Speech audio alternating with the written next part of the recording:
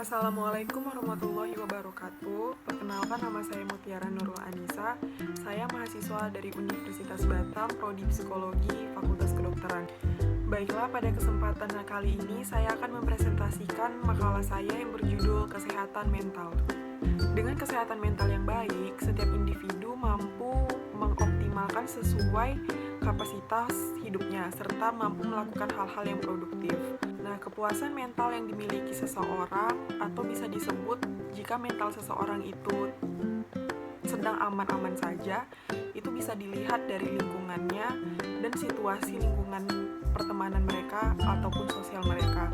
Karena untuk mendapatkan kesehatan mental yang baik, mereka juga harus mendapatkan dari sosial yang baik serta lingkungan yang baik.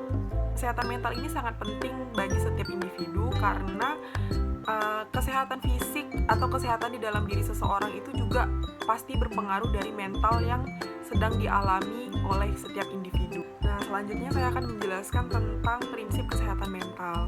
Kesehatan mental ini memiliki gambaran prinsip yang menyatakan suatu kondisi di mana kepribadian, emosional, intelektual, dan fisik seseorang tersebut dapat berfungsi secara optimal, dapat beradaptasi terhadap tuntutan dari lingkungan maupun sosial yang mereka temui. Jadi prinsip kesehatan mental ini salah satunya kita harus tahu dulu dengan siapa kita berteman, teman yang seperti apa kita butuhkan, terus lingkungan yang seperti apa yang bisa membuat diri kita nyaman. Selanjutnya, untuk kita mengetahui kualitas di dalam diri kita itu juga kita harus mengetahui dulu mental kita ini seperti apa. Benarkah kesehatan mental kita ini sedang baik-baik saja atau sedang terganggu? Untuk mencapai aspek-aspek kesehatan mental, kita itu butuh beberapa cara untuk mengetahuinya. Yang pertama, kita harus mewujudkan dulu keserasian yang sungguh-sungguh antara fungsi-fungsi kejiwaan. Selanjutnya, kita harus bisa juga menciptakan penyesuaian diri terhadap manusia dan lingkungan yang mereka hadapi. Selanjutnya, penyesuaian diri yang sehat terhadap lingkungan dan masyarakat. Seperti yang saya jelaskan pada di awal tadi, lingkungan sosial dan pertemanan itu sangat penting untuk mencari tahu kesehatan mental kita ini sedang baik-baik saja atau tidak. Karena jika kita mendapatkan kesehatan mental yang baik, itu bertujuan untuk mencapai kehidupan yang bermakna dan bahagia. Karena kesehatan mental ini dapat mewujudkan kehidupan yang baik, sejahtera dan bahagia bagi manusia secara lahir dan batin, jasmani maupun rohani. Selanjutnya, faktor-faktor yang mempengaruhi kesehatan mental dapat dijelaskan sebagai berikut. Yang pertama itu dari faktor eksternal. Faktor eksternal ini ada dari beberapa ya. Contohnya itu salah satunya stratifikasi sosial. Nah, pada saat stratifikasi sosial ini, gangguan mental secara setiap orang itu berbeda-beda. Jadi, di dalam lingkungan pun misalnya kita kesehatan mental antara seseorang yang satu dengan orang yang dua ini berbeda. Nah, dari lingkungan tersebut kita dapat menyimpulkan tentang stratifikasi sosial. Selanjutnya ada interaksi sosial. Interaksi sosial ini sama seperti lingkungan yang kita hadapi, yang kita jalani setiap hari, kita bergaul dengan lingkungan seperti apa. Selanjutnya ada keluarga. Ini yang paling umum atau bisa disebut juga paling dekat, karena salah satu untuk mendapatkan kesehatan mental yang baik itu juga kita harus menjaga hubungan yang baik dengan keluarga, khususnya keluarga yang satu rumah sama kita. Selanjutnya lingkungan belajar. Nah, lingkungan belajar ini juga merupakan lingkungan yang turut mempengaruhi terhadap perkembangan kesehatan mental setiap manusia. Nah, selanjutnya saya akan menjelaskan tentang faktor internal. Faktor internal ini ada beragam, salah satunya itu ada otonomi dan kemandirian.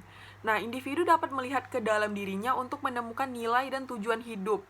Individu yang otonom dan mandiri dapat bekerja secara interdependen atau kooperatif dengan orang lain tanpa kehilangan otonominya. Nah, jadi dengan otonomi dan kemandirian, walaupun kita mendapatkan pertemanan yang tidak cukup baik, tetapi dengan adanya sifat otonomi dan kemandirian dalam diri, kita tidak gampang terpengaruhi. tidak gampang terpengaruhi, dan kita tetap berteman dengan orang itu tanpa mengikuti hal yang negatif yang dimilikinya. Selanjutnya ini yang paling penting adalah memaksimalkan potensi diri. Nah, setiap yang ada di dalam diri kita, itu kita pasti tahu potensi saya itu di mana ya. Saya itu sukanya ngapain ya. Nah, kita harus memaksimalkan. Misalnya hobi musik, hobi menggambar, atau hobi membaca buku, menonton film. Itu juga kita harus kembangkan. Karena jika individu memiliki orientasi pada pertumbuhan, itu dapat menimbulkan aktualisasi diri dan menghasilkan kesehatan mental yang baik untuk diri masing-masing. Nah, selanjutnya menoleransi ketidakpastian hidup. Nah, individu dapat menghadapi tantangan hidup sehari-hari dengan harapan dan pandangan yang positif. Walaupun tidak mengetahui nih, kedepannya bakal kayak mana ya, bakal terjadi apa ya, tetapi tetap berpikir positif. Nah, selanjutnya dalam kesehatan mental itu terdapat beberapa kriteria yang menjadi acuan dalam menjaga atau melakukan kontrol kesehatan mental. Yang pertama, ada efisiensi mental. Efisiensi mental ini digunakan untuk menilai kesehatan mental kepribadian yang mengalami gangguan emosional neurotik atau tidak kuat sama sekali dan tidak memiliki aktualisasi diri atau tidak memiliki kualitas diri. Jadi tidak tahu apa ya kualitas yang ada di dalam diri aku, aktualisasi aku kepada orang itu seperti apa ya. Nah, mereka itu belum tahu. Itu tuh bisa disebut dengan efisiensi mental.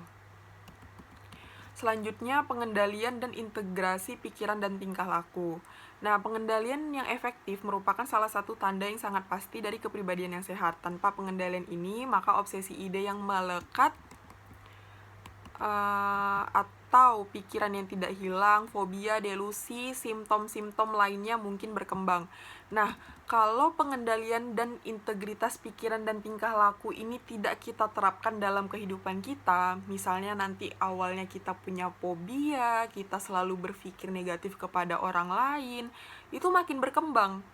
Bukannya makin kita menghilangkan sifat negatif, malah makin mengembangkan sifat negatif yang ada di dalam diri kita. Jadi penting, sangat penting dalam mengendalikan diri sendiri. Lalu bagaimana sih caranya biar kriteria ini selalu kita terapkan dalam kehidupan sehari-hari agar kita mendapatkan kesehatan mental yang baik? Nah, yang pertama, seperti saya jelaskan tadi, kita harus dekat dulu sama keluarga, sama teman. Kalau misalnya kita mendapatkan lingkungan yang tidak baik, kita harus mampu menimbulkan atau mengembangkan lingkungan yang baik untuk orang lain, dan kita itu menimbulkan dari diri kita sendiri.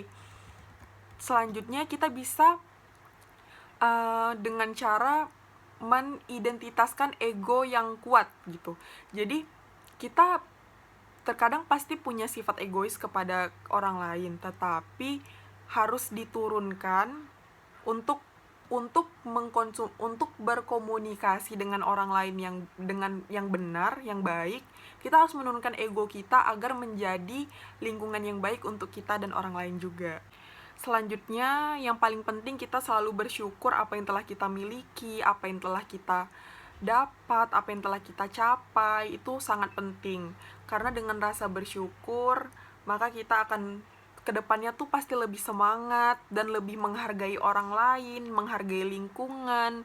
Nah, kalau semua kehidupan kita sudah tertata dengan baik, tertata dengan rapi, kita ke orang lain memberikan hal positif, tetapi misalnya kita mendapat hal negatif dari orang, kita juga tidak masalah. Karena di dalam diri kita juga sudah tertanam rasa positif yang kuat. Nah, di saat seperti itu, bisa dikatakan kesehatan mental kita itu akan baik-baik saja.